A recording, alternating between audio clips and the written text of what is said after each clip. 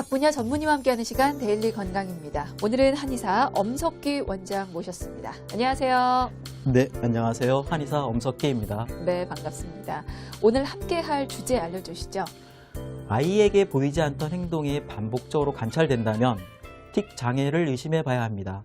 눈 깜빡임이 잦거나 얼굴을 찡그리거나 목을 가다듬는 소리가 반복되는 것이 그 예인데요.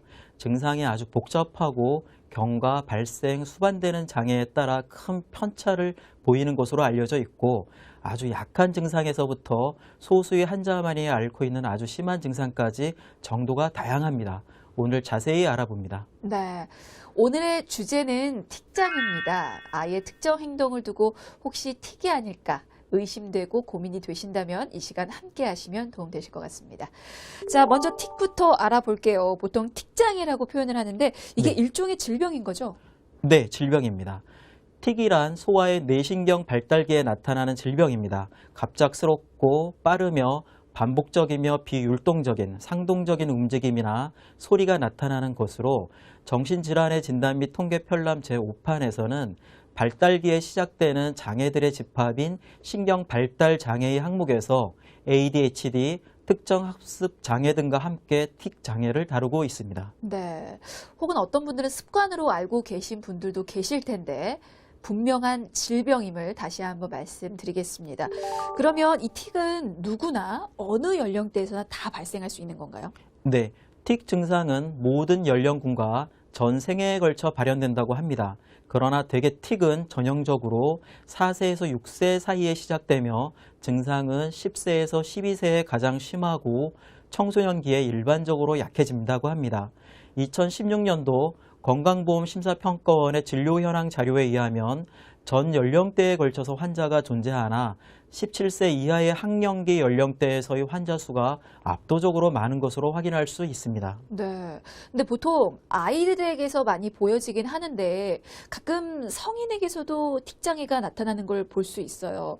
그런 경우는 어릴 때 있었던 틱장애를 치료하지 않아서 계속해서 이어진 걸까요? 네. 아동의 틱이 주로 발생과 성장 과정에서의 신경 발달 장애의 일종이라면 성인의 틱은 18세 이전에 발병한 아동의 틱이 회복되지 아니하고 만성화한 경우이거나 혹은 18세 이후의 심리적 요소 혹은 추체 외로의 기질적 장애 등의 원인으로 발병한 틱 장애인 경우입니다. 아, 어릴 때 치료하지 않아서 이어질 수도 있고 나중에 발생할 수도 있군요. 네, 그렇습니다. 네. 그러면 아동 틱과 성인 틱은 어떤 차이가 있습니까? 아이들의 틱과 성인 틱은 다양한 동반 질환의 위험성이 크게 달라지는데요. 사춘기 이전의 아이들은 ADHD, 강박장애, 분리불안 장애를 경험할 가능성이 성인들보다 높고 사춘기 이후 경우에는 새롭게 발병하는 주요 우울장애, 물질 사용장애 또는 양극성 장애를 겪을 가능성이 높습니다. 네. 그러니까 아이들에게서 나타나는 틱이 동반 질환의 위험성이 더 크군요. 그러면 보통 어떤 질환을 동반합니까? 병원에 내원하는 틱 장애 아동의 경우 약 50에서 60%가 ADHD를 동반하고 있는 것으로 나타나고 있습니다. 네. 또 주의력 결핍 과잉 행동 장애를 경험하고 있는 환아들에게서도 약 7에서 34%가 틱 장애를 같이 동반하고 있는 것으로 나타나고 있습니다. 또한 틱과 강박 장애를 동시에 가지고 있는 경우는 20에서 40% 정도이며 틱과 관련된 강박 증상은 성적이거나 공격적인 내용이 많습니다. 그리고 충동 조절의 어려움, 말하기와 글쓰기 등 특정 학습 장애, 우울증, 불안장애, 수면장애, 자폐증 등이 동반되기도 합니다. 몇몇 연구에서 틱 장애와 뚜렛 장애를 경험하는 환자들의 삶의 질과 자존감이 그렇지 않은 사람에 비하여 낮음이 보고된 바 있습니다. 생각보다 동반되는 질환이 많군요. 네. 근데 말씀 중에 뚜렛 장애가 있었습니다. 이건 틱 장애와 어떤 차이가 있는 겁니까? 뚜렛 장애는 틱 질환을 자세하게 분류할 때 한 종류로서 증상이 가장 심한 경우이며 정확히는 데라투렛 증후군이라고 합니다. 운동 틱과 음성 틱 증상이 동반하여 1년 이상 지속적으로 나타나는 경우입니다.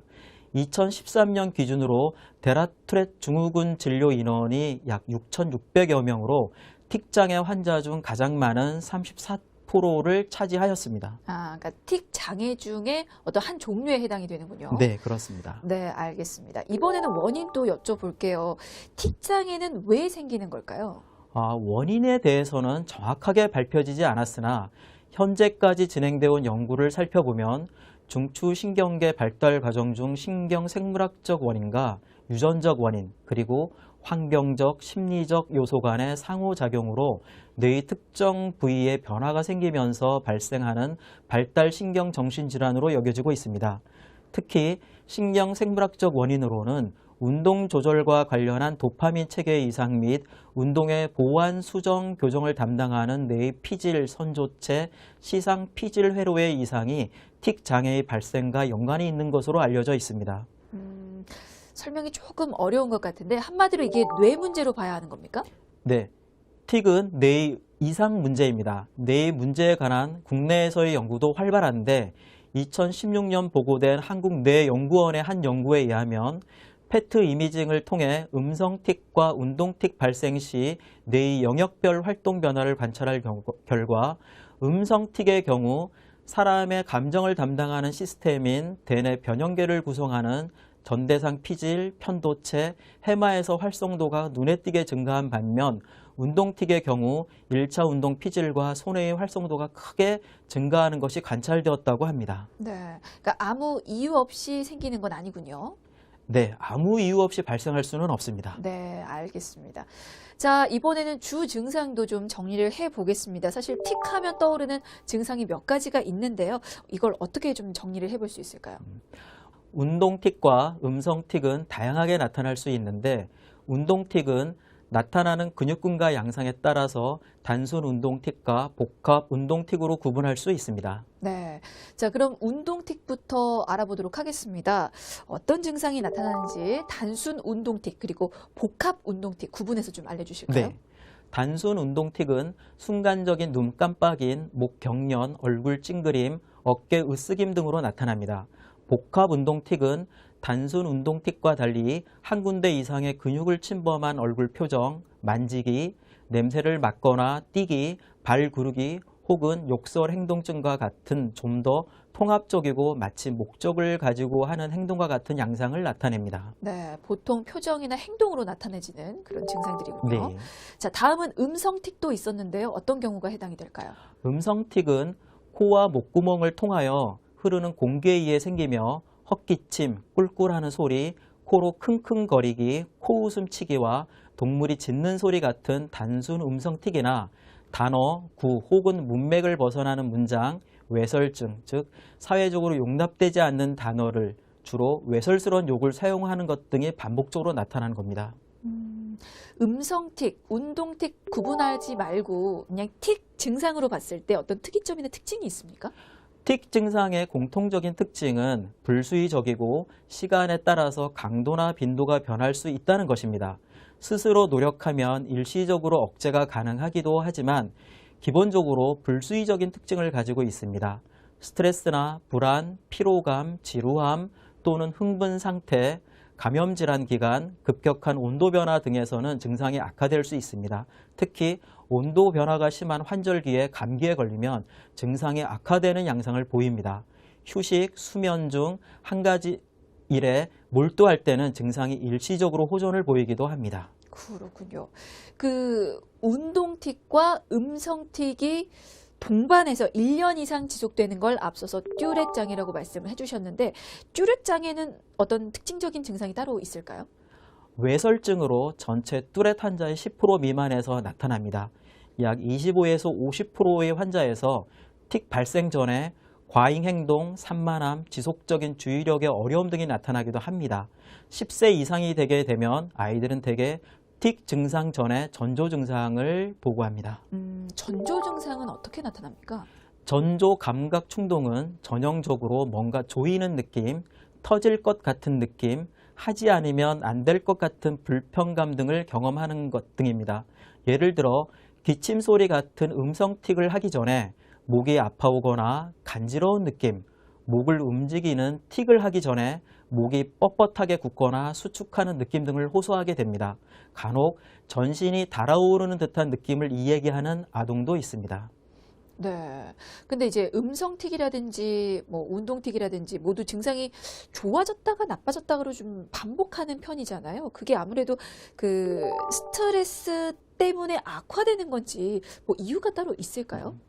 틱 증상은 스트레스에 민감함으로 정서적으로 불안할 때 증상이 악화되는 경향이 있습니다. 그래서 틱 증상에 대해 벌을 주거나 야단을 치는 경우 더 악화됩니다.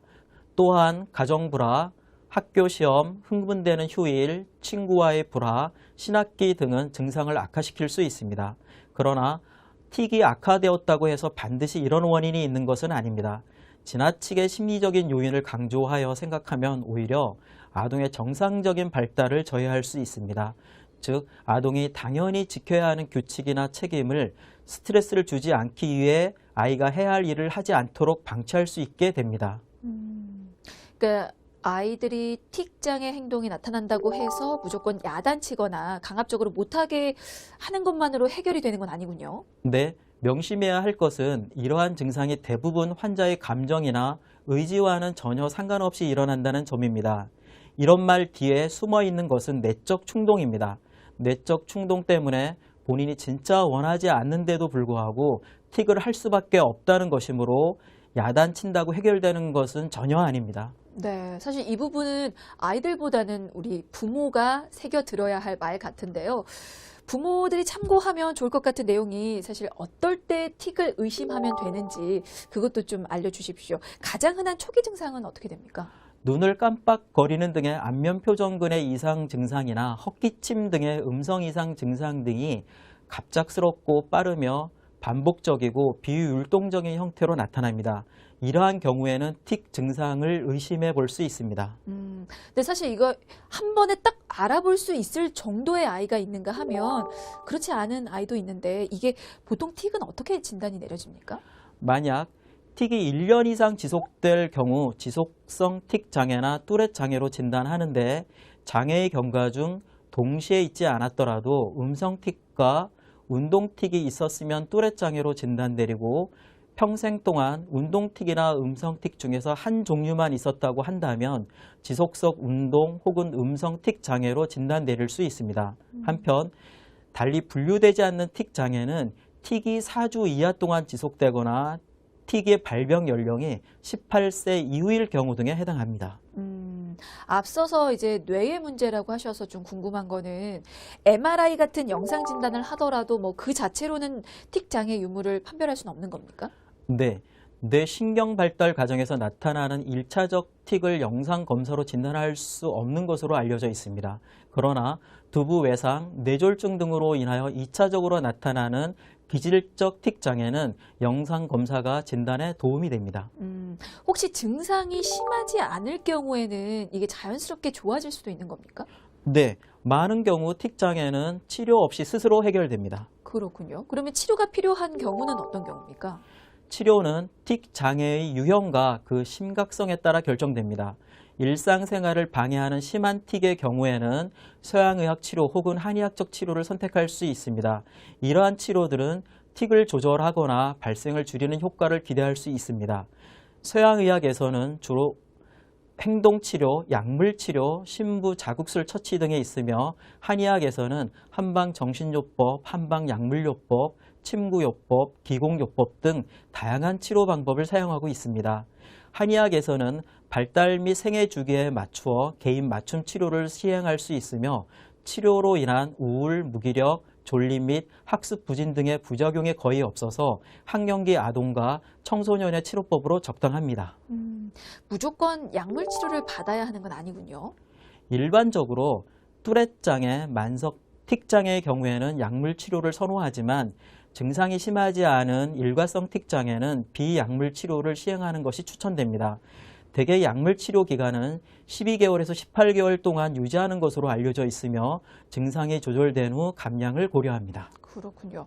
그럼 일단 초기에 치료를 받으면 이게 증상이 더 악화되는 걸 막을 수는 있는 건가요? 네, 치료를 통하여 틱을 조절하거나 발생을 줄이는 효과를 기대할 수 있으며 이를 통하여 악화되는 것을 막을 수 있습니다. 또한 발생 빈도와 강도를 조절하여 줄임으로써 일상생활의 방해에서 벗어날 수 있게 해줍니다. 사실 이 틱장애로 진단을 받으면 우리 부모들 참 걱정이 많이 되실 거예요. 이게 유치원이나 학교를 그만둬야 되는 건 아닌지 혹은 정상적인 수업이 가능할지 이런 걱정 고민들이 좀 많으실 것 같은데 그래서 궁금합니다. 아이가 틱장애로 진단을 받는다면 이게 뭔가 특별한 교육이 필요한지 이 또한 좀 답변을 해주실까요? 틱장애 아동들도 지능에는 전혀 이상이 없습니다. 그럼에도 불구하고 학습에 많은 어려움을 겪는 것으로 알려져 있습니다. 틱장애를 경험하고 있는 아동의 약 50%에서 주의력 결핍 과잉 행동 장애가 있고 약 40%는 강박증이 있다는 사실과 관계가 있습니다. 그런 장애를 동반하고 있으면 학습에 집중을 하는 것이 더욱 어려울 수밖에 없기 때문에 아동 개개인의 특성에 맞춰서 학습 환경을 만들어주는 것이 필요합니다. 네. 혹시 치료를 받으면 완치가 될 수도 있는 겁니까? 청소년 후기나 성인기에 들면서 전체 환자의 60에서 80%에서 틱 증상이 소실되거나 현저하게 감소합니다. 그러나 18세 이후에 만성적 틱 장애나 뚜렛 장애로 고생하는 경우도 존재하며 이러한 경우는 우울, 양극성 장애 등의 다양한 동반 질환을 함께하는 경우가 많습니다. 네. 60에서 80%가 호전이 된다면 당연히 치료를 받는 걸 추천을 드려야 할 텐데 문제는 재발 가능성인 것 같습니다. 치료 후에 증상이 좋아졌다가 나빠졌다가를 반복할 수도 있는 거잖아요. 네. 틱 장애는 뇌의 발달과 성장 및 감정과 느낌의 변화에 민감한 질환이기 때문에 장기간에 걸쳐서 악화와 완화를 반복하는 경우가 많습니다. 특히 10에서 12세, 15세 전후 등의 시기에 7세 이전에 나타났던 틱 장애가 재발하거나 심해지는 경우가 많습니다. 이 시기에 4주 이상 지속적으로 틱 장애가 나타나거나 혹은 이전에 나타나지 않던 틱이 나타난다면 적극적인 치료를 통하여 조기에 관리하는 것이 필요합니다. 혹시 이런 전문적인 치료를 받는 것 말고 다른 방법으로도 해결할 수 있으면 그 또한 좀 알려주시면 좋을 것 같아요. 아이들 생활 습관을 바꾸는 노력도 필요할까요? 네. 일부 생활 습관의 변화는 틱의 빈도를 줄이는 데 도움이 될 수 있습니다. 스트레스와 불안을 피하기, 충분한 수면을 취하기, 친구와 다른 사람들에게 도움과 지원을 요청하기, 틱은 나이가 들면서 좋아지거나 사라지는 경향이 있음을 기억하기, 교사와 보호자 및 자녀를 아는 다른 사람들에게 상태에 관해 알리기, 관심과 우정을 북돋아 줌으로써 자녀의 자존감을 높이도록 도와주기, 틱이 발생하는 시간을 무시하고 어린이에게 지적하지 않기 등의 변화가 필요합니다. 네, 이렇게 아이 스스로 하는 노력도 중요하지만 이 틱을 앓는 아이를 옆에서 돌봐주고 관심을 가져주는 건 사실 부모거든요. 네. 그러면 부모의 역할도 굉장히 중요할 것 같은데 틱장애 아동을 가진 부모는 어떤 생활 가이드를 지켜야 하는 건지도 좀 팁을 주시죠. 네. 부모님을 포함한 가족들은 틱 증상에 대한 자세한 관찰이 필요하긴 하지만 틱 자체에 대해서는 무시하는 태도를 보이는 것이 좋습니다. 아동의 틱 행동에 대해서 부모가 가지고 있는 불안감은 문제가 될 수 있으니 스스로 조절해야 하고 틱 자체에 신경을 쓰기보다는 아이가 틱 증상으로 생활에 영향을 받지 않고 자신감 있게 생활할 수 있는 것에 더 신경을 써야 합니다. 틱 때문에 스트레스를 줄여주기 위해서 아이가 마땅히 해야 할 일들을 줄여주는 것은 바람직하지 않습니다. 아이가 스스로 스트레스 조절법을 익히도록 도와줘야 합니다. 네, 알겠습니다. 사실 아이가 아프면 부모 마음은 찢어지잖아요. 그래서 네. 아이의 무관심은 정말 힘들겠죠. 하지만 적당한 무관심은 이 틱을 앓는 아이에게는 약이 된다는 점 기억을 하시는 게 좋을 것 같습니다. 자, 오늘은 여기까지 듣겠고요. 지금까지 한의사 엄석기 원장이었습니다. 말씀 감사합니다. 네, 감사합니다.